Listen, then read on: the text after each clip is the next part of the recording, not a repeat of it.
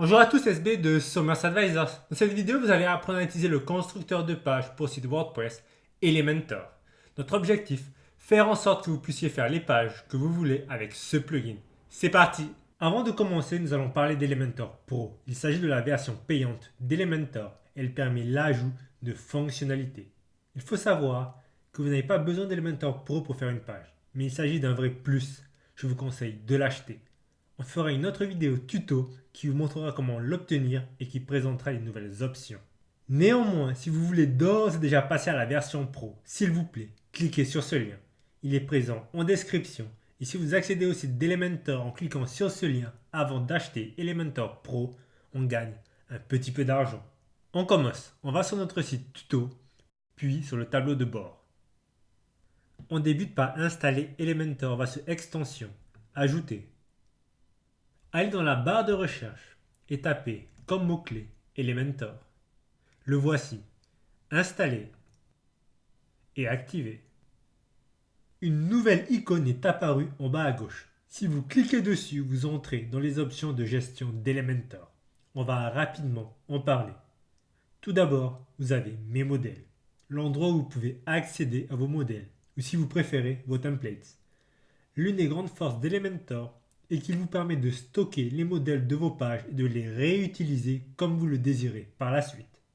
Ensuite, vous avez Réglages. Ici, vous avez les options qui définissent comment Elementor fonctionne avec votre site.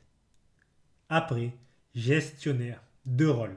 Là, vous contrôlez ce que les personnes peuvent faire ou non s'ils se connectent à votre site. L'onglet suivant est Outils. Il vous permet d'accéder à des outils de contrôle comme par exemple le retour vers une version précédente. L'onglet Information système qui vous donne des informations sur votre site. Les deux onglets suivants, Commencer et Base de connaissances, vous permettent d'accéder à de l'aide en ligne proposée par Elementor. Police personnalisée pour vos polices personnalisées que vous auto-hébergez. Et un onglet pour passer à la version Pro. Il vous conduit vers le site d'Elementor. Maintenant cela fini, on va commencer à rentrer dans le vif du sujet et voir comment utiliser Elementor sur une page. On commence par créer une nouvelle page. Allez sur Page, Ajouter. On est actuellement sur l'éditeur de WordPress, Gutenberg. Si vous êtes intéressé par savoir comment l'utiliser, on a fait une vidéo qui vous explique comment faire.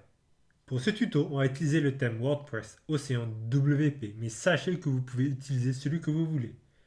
Il est également préférable, si vous voulez utiliser ce thème, d'ajouter le plugin Océan WP.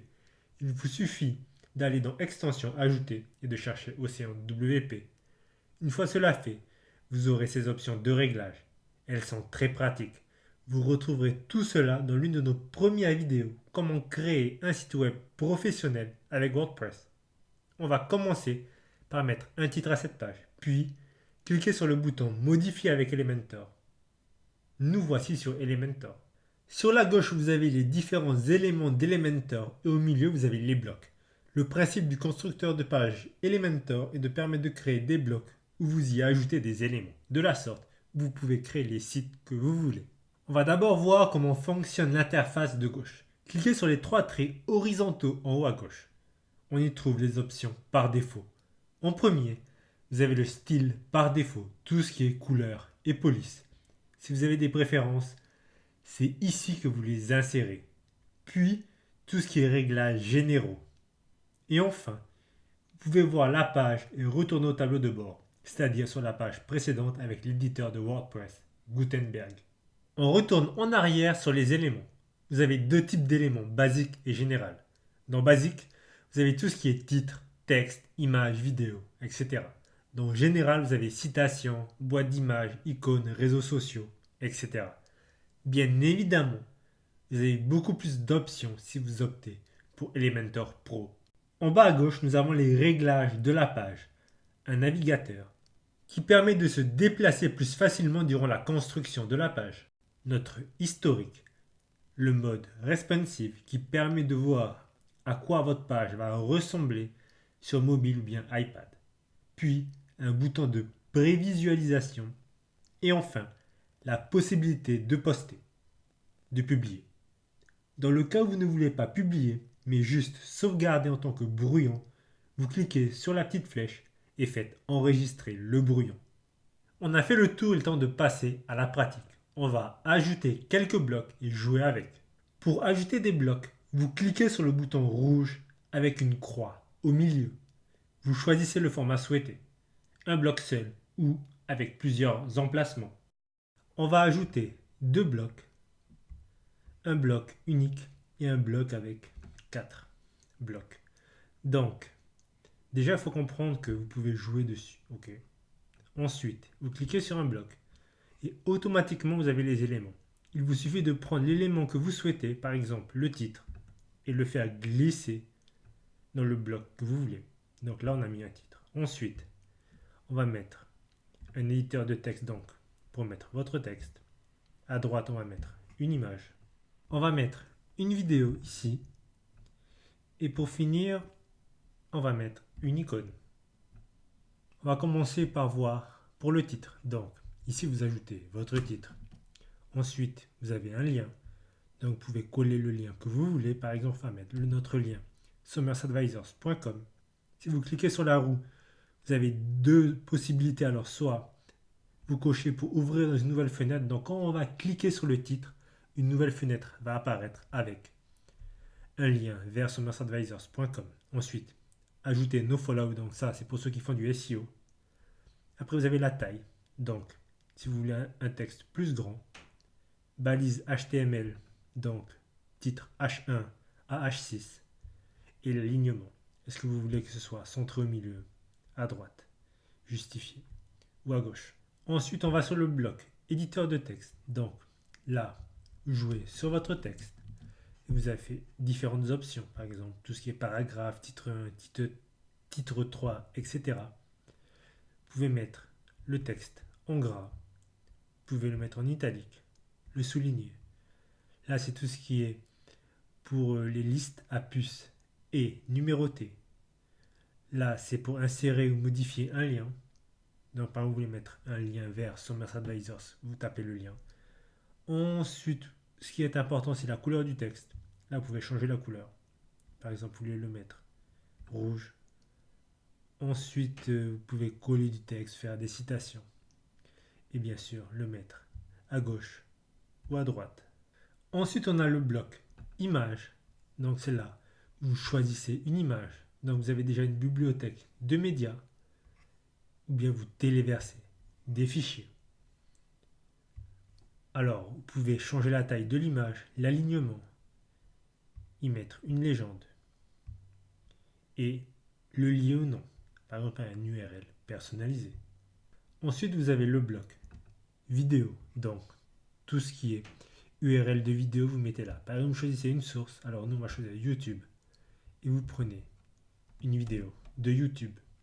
Et elle apparaît ici. Donc, ensuite, vous pouvez programmer l'heure de début, l'heure de fin. Vous avez d'autres options comme lecture numérique, muet, boucle, etc. À vous de voir. Ensuite, on a icône. Alors, vous pouvez choisir quel style d'icône vous voulez. Donc, c'est star par défaut, mais vous pouvez par exemple y mettre stop. Ensuite, voir, donc empiler, encadrer. À vous de voir ce que vous voulez. La forme, est-ce que c'est un cercle, un carré. Vous pouvez y mettre un lien et l'alignement, si c'est à gauche, à droite, au milieu. On va arrêter là la présentation des différents éléments. Pourquoi? Tout simplement parce que vous avez compris le principe. L'objectif de cette vidéo n'est pas de vous montrer chacun des éléments, mais de vous faire comprendre comment ça fonctionne. De la sorte, vous allez pouvoir faire les pages que vous voulez. Vous avez dû remarquer les 3 boutons en haut de chaque élément. Dans Contenu, il y a les caractéristiques d'un élément, donc ce que l'on vient de voir sur nos exemples. Il faut maintenant que l'on regarde ce qui se cache derrière les 2 autres, Style et Avancé. Ils ont environ les mêmes fonctionnalités, quel que soit l'élément choisi. Cela veut dire qu'ils servent à la même chose si vous êtes sur un élément bouton ou texte. Avec Style, vous pouvez généralement jouer sur la taille de l'élément et le changer de couleur. C'est ici que vous changez également la police si l'élément contient du texte. Avec Avancé, vous avez la possibilité de modifier les marges, l'arrière-plan et les bordures. Ne vous inquiétez pas, on fera un exemple de tout cela après. Maintenant, on va voir comment déplacer un bloc et le supprimer. Alors pour déplacer un bloc, vous allez sur le bloc en question, vous allez sur les points du milieu, vous maintenez votre souris et vous le déplacez où vous voulez. Si vous voulez le supprimer, vous cliquez sur la croix.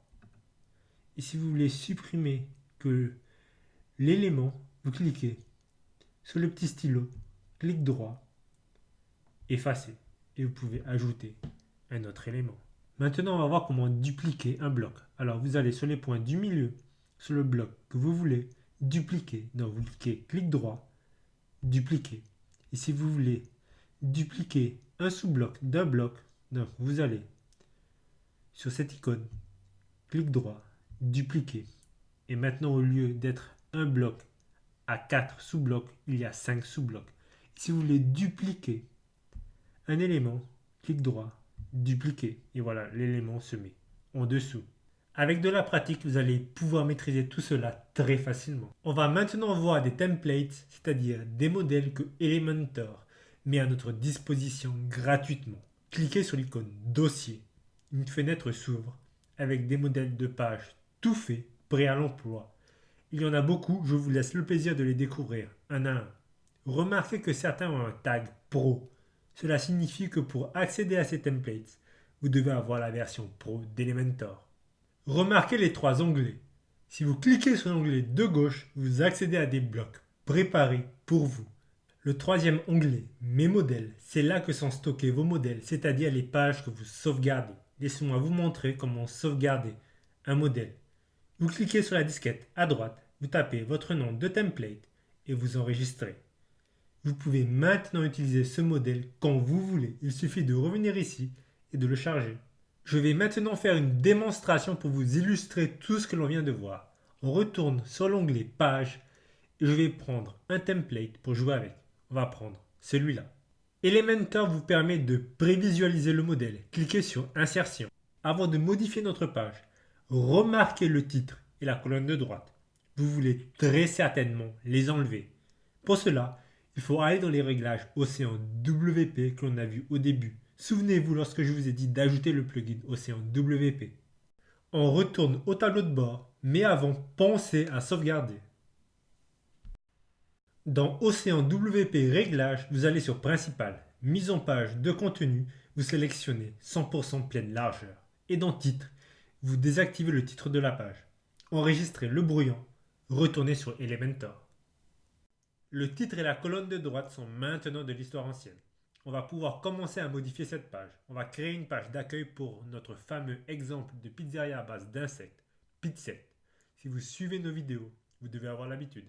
On débute par changer l'image d'arrière-plan. Cliquez sur les points au milieu en haut du bloc. Allez sur l'onglet Style et cliquez sur l'image. Téléverser des fichiers et on choisit la photo que l'on va mettre. Insérer un média. On remarque le fond noir. On va sur cet onglet dans Style, Couleur, Effacer.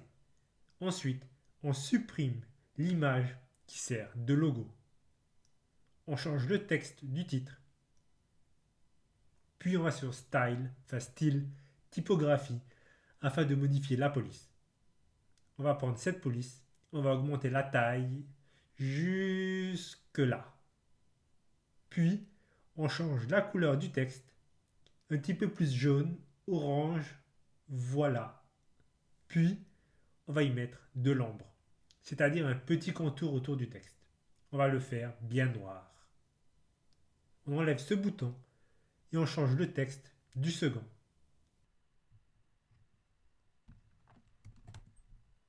On le centre et on enregistre le brouillon. Au bloc suivant, on clique sur les petits points. Alors, si vous voulez changer la taille des sous-blocs, c'est ici que vous le faites dans largeur du contenu. Et si vous voulez modifier la taille du bloc, c'est dans hauteur minimum que vous le faites. On va changer l'image d'arrière-plan. Allez dans Style. On fait les mêmes manipulations que pour le bloc précédent. On va maintenant changer nos titres. Ici, livraison rapide à domicile. On va le mettre en titre H2. Horaire d'ouverture. On va laisser H3. Paiement par carte de crédit. Livraison à domicile. Commande en ligne. Ensuite, on change le texte sous les titres. Mardi à dimanche de 10h à 13h et de 17h30 à 23h30. Paiement minimum de 10 euros pour la carte de crédit. Livraison à domicile à partir de 10 euros. Commandez en ligne vos pizzas. Il nous reste à changer la couleur des 4 icônes et les 2 icônes qui sont là.